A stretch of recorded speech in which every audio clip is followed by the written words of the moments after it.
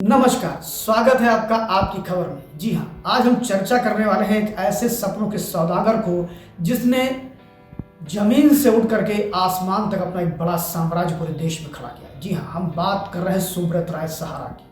जी हाँ, सुब्रत राय सहारा जिन्होंने सहारा इंडिया परिवार बनाया।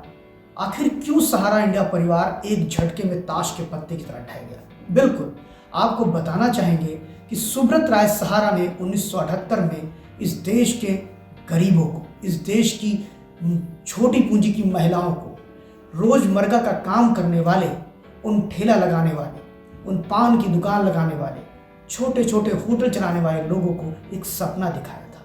तुम हमें 1 रुपए दो, हम तुम्हें 3 रुपए देंगे। जी हाँ, इसी तर्ज पर चली सुब्रत राय सहारा एक दिन देश के बड़े उद्योगपतियों में जिनका नाम हो जाता है।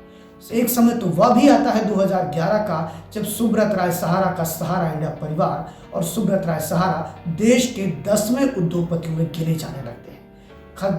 उद्योगपति के रूप में सुब्रत राय सहारा जो ये पैसा लेते थे और 3 गुना देने की बात करते थे, वह कैसे करते थे?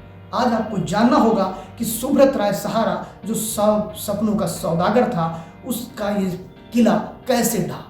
बिल्कुल, हम बताते चलेंगे, आप बने रहिए हमारे साथ वीडियो में। हम आपको एक एक पॉइंट्स बताएंगे कि कैसे सुब्रत राय सहारा का सहारा इंडिया परिवार तहस नहस हो गया और उन बहुत से गरीबों का, मध्यम आय वाले, निम्न आय वाले लोगों का जो सपना था वह चकनाचूर हो गया। फिलहाल आपको शुरुआत करते हैं 1978 में, जब इन्होंने अपनी ये फाइनेंशियल कंपनी शुरू की थी सहारा इंडिया परिवार। देखते ही देखते इन्होंने उसका पैसा लिया और लगभग 1 करोड़ 20 लाख निवेशक इनको पूरे देश में मिले और उसमें इनको इतना पैसा आया कि इन्होंने वहां पर वित्तीय अनुशासनहीनता शुरू कर दिया। अब आपके मन में आता होगा कि अगर ये 1 रुपए लेते हैं तो ये 3 वापस कैसे करेंगे? बिल्कुल, इसके लिए फाइनेंशियल कंपनियां करती क्या है कि वो आपके पैसे को उठा करके किसी और जगह पर लगाती है और उस पैसे से जब रिटर्न आता है, यानी उस बिजनेस से रिटर्न आता है, तो वो आपको आपके जो प्रॉमिस करती है, जितना देने को कहती है, वो दे देती है। शुरू में राष्ट्रीय सहारा सहारा इंडिया परिवार है, उसने ये सब चीज़ें देना शुरू कर दिया और लोगों को विश्वास हो गया कि मेरे सपनों को पूरा कर सकती है सहारा इंडिया परिवार, और लोगों ने भारी भरकम पूंजी देना शुरू कर दिया। देखते ही देखते सहारा इंडिया परिवार एक बड़े परिवार के रूप में बदल गया और सुब्रत राय सहारा ने भी वही किया जो बिजनेस के प्रिंसिपल होते हैं, सिद्धांत होते हैं।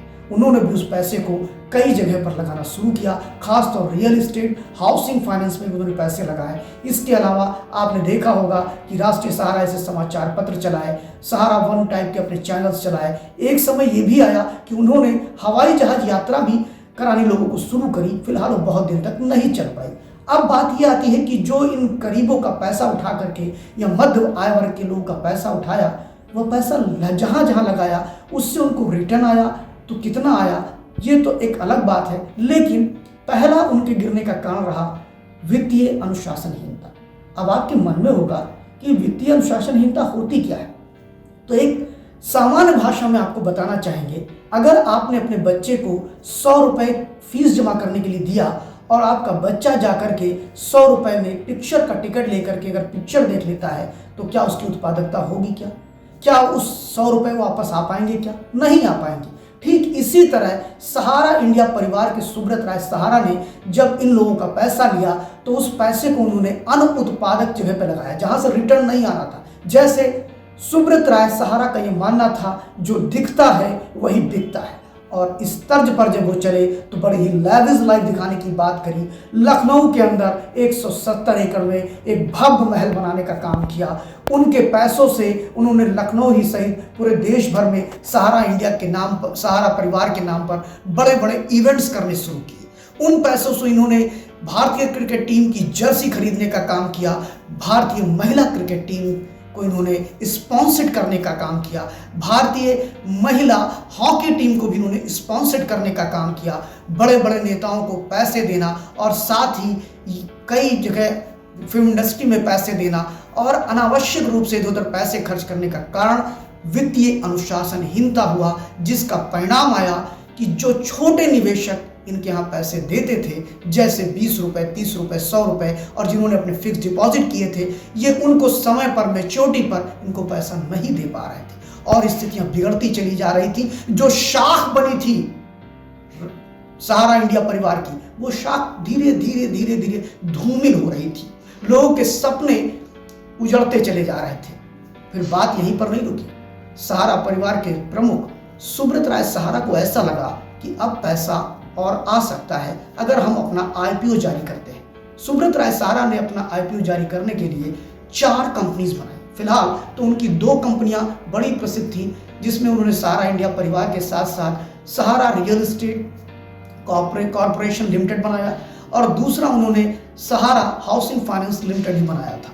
इसके अलावा उनकी 4 कंपनियां थी। एक भोपाल में रजिस्टर्ड थी, एक उनकी हैदराबाद में रजिस्टर्ड थी, एक उनकी लखनऊ में रजिस्टर्ड थी और एक कंपनी उनकी कोलकाता में रजिस्टर्ड थी। इस तरह इन 4 कंपनियों के माध्यम से इनके और पतन की स्थिति तब पैदा हुई जब वह दिन था 2009।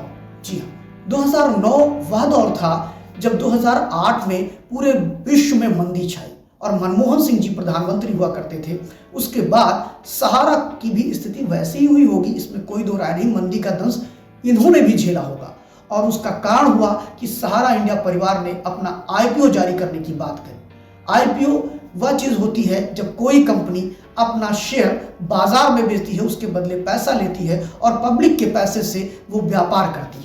आईपीओ जारी करने के लिए जब सहारा इंडिया परिवार वहां पहुंचा तो दिक्कतें क्या आई, वहां कुछ टेक्निकल टर्म फंसे और इन्होंने एक प्राइम सिटी के नाम से बहुत ही अपना एक सपना था सहारा श्री का कि हम पूरे देश में 60 से अधिक ऐसी सिटी बनाएंगे जहां सारी सुविधाएं, अत्याधुनिक सुविधाएं होंगी और इसके लिए भारी भरकम पैसे की जरूरत थी। लगभग 90,000 करोड़ रुपए का इनका ये प्रोजेक्ट था और 90,000 करोड़ रुपए के प्रोजेक्ट को पूरा करने के लिए इनको निवेशक चाहिए।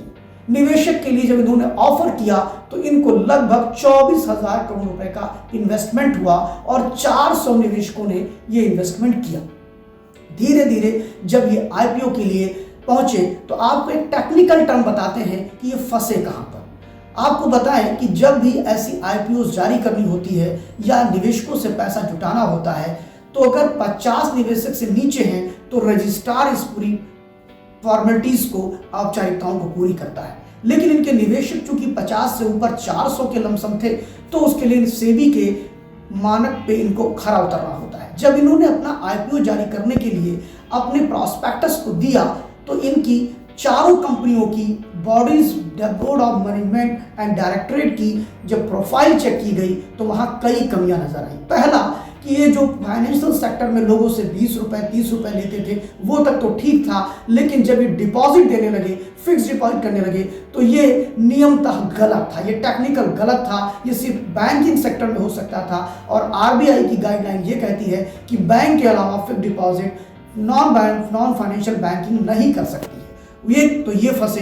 दूसरा, 400 से ऊपर इनके निवेशक थे और जब इसकी एक एक प्रोफाइल चेक की गई तो उसमें कई कमियां नजर आई। इनके जो प्रोमोटर थे, यानी जो इनकी 4 कंपनियां थी, उसके जो डायरेक्टर थे वो कहीं इनका ड्राइवर था तो कहीं ऐसी अननोन पर्सनालिटी थी जिसके शक के घेरे में आए और यह स्थिति बदलती चली गई और पटना हाई कोर्ट में एक याचिका पड़ी। इसके बाद इस पर गहन जांच शुरू हो गई और यह जांच सुप्रीम कोर्ट तक पहुंची। सुप्रीम कोर्ट की निगरानी में जांच हुई और सुब्रत राय सहारा को 2 साल जेल, तिहाड़ जेल में भी बिताना पड़ा और वह दिन था 4 अप्रैल 2014 का, जिसमें इनको जेल जाना पड़ा और ये 2016 में जेल से निकल के आए।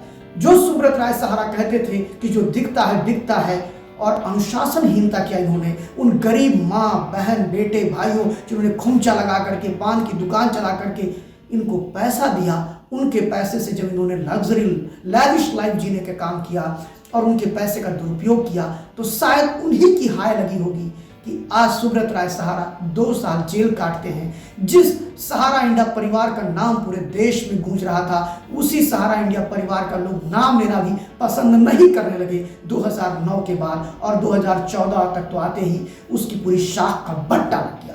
यहीं पर नहीं, जब ये जेल में थे तो आपको बताएं कि एक और कारण रहा सहारा इंडिया परिवार के रसातल में जाने का। वह परिवार कारण था, जो इनका टॉप मैनेजमेंट था, जो इनका प्रशासनिक अमला था ऊपर लेवल पर, उसने भी इनकी अनुपस्थिति का और वित्तीय अनुशासनहीनता में पूरा मजा लिया और खूब जम के उन्होंने वहां पर भ्रष्टाचार किया और नीचे की बात ऊपर नहीं जाने दी, ऊपर की बात नीचे नहीं आने दी। और उस समय जिस समय इस पूरे टॉप मैनेजमेंट को सुब्रत राय सहारा का सपोर्ट करना चाहिए और संस्थान को आगे बढ़ाना चाहिए, शायद वो ये काम नहीं कर पाए और वो अपने अपने स्वार्थ में फंसे और उन्होंने वित्तीय अनुशासनहीनता में थोड़ा और डुबकी लगाया और जम के भ्रष्टाचार किया। आपको बताएं, सुब्रत राय सहारा का बड़े ही पॉलिटिशियन से नाम जुड़ता रहा है और कुछ लोगों का यह भी कहना है कि ब्लैक मनी को व्हाइट करने का काम करते थे। ये मैं इसलिए कह रहा हूं, इसका एक उदाहरण देता हूं। सेबी ने जो अपनी जांच शुरू की तो उसमें सेबी ने इनके लगभग 20,000 करोड़ रुपए को सीज कर दिया और कहा कि जो इन्वेस्टर हैं उनको हम ये पैसा वापस करेंगे। लगभग 58,138 ऐसे खाते शो किए गए, लेकिन क्लेम सिर्फ 17,815 लोगों ने किया। और मजे की बात यह है कि सेबी ने जो बैंक के थ्रू पैसा ट्रांसफर कराया उसमें सिर्फ 16,380 लोगों तक ही पैसे गए। आखिर वो लोग क्लेम क्यों नहीं कर रहे इन पैसों का? वो पैसा उसमें पड़ा हुआ है और अभी जो आज की लेटेस्ट खबर है कि जो सेबी के पास पैसा है वो लगभग 6 लाख रुपया बढ़ा है उसमें ब्याज के तौर पर। तो आखिर वो कौन से इन्वेस्टर हैं जो इस पैसे को सेबी से लेने नहीं आ रहे? फिलहाल सुब्रत राय सहारा के मृत्यु से पहले 129 करोड़ रुपए लोगों के खाते में डाले गए। जिन 16,000 खातों की हम बात कर रहे हैं उसमें सपनों के सौदागर ने कई घरों के सपनों को उजाड़ दिया। जी हाँ, बने रहिए आपकी खबर के साथ। ऐसे ही कुछ अनछुए पहलू और अनेक हस्तियों पर हम आपके सामने लाते रहेंगे। नमस्कार।